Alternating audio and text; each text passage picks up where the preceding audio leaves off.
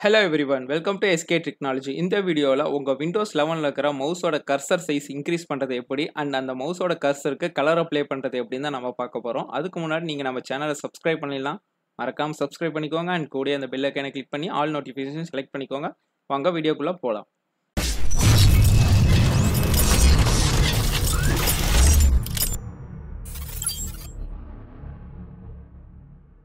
இப்போ first step உங்க start மெனுவை click பண்ணிக்கோங்க. ஸ்டார்ட் மெனுவை கிளிக் பண்ணி செட்டிங்ஸ் ஆப்ஷன் ஓபன் பண்ணிக்கோங்க.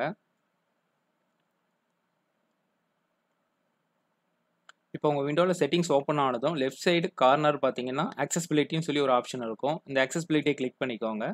இப்போ right side third option mouse pointer and டச்னு இருக்கும். இதை கிளிக் பண்ணிக்கோங்க.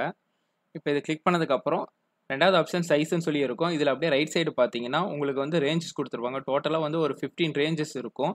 இது நீங்கள் இன்க்ரீஸ் பண்ணுற மூலிமா உங்கள் மவுஸ் கர்சர் சைஸை இன்க்ரீஸ் பண்ணிக்கலாம்.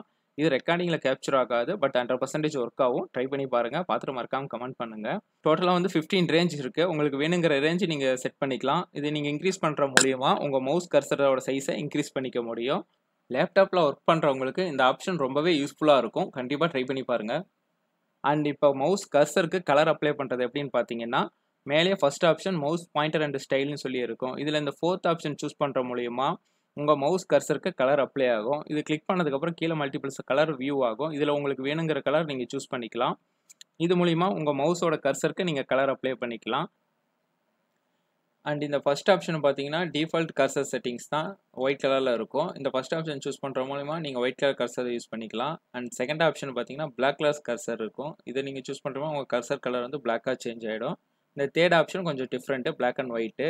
அதாவது எப்படின்னா, இந்த தேர்ட் ஆப்ஷன் நீங்கள் சூஸ் பண்ணிங்கன்னா உங்கள் பேக்ரவுண்ட் பிளாக்காக இருந்தால் கர்சர் ஒயிட் ஆகும், பேக்ரவுண்ட் ஒயிட்டாக இருந்தால் கர்சர் பிளாக் ஆகும். அப்படியே ஆப்போசிட்டாக டிஃப்ரெண்ட்டாக சேஞ்ச் ஆகிடும். இதை இப்போ நான் ட்ரை பண்ணி காட்டுறேன் பாருங்க.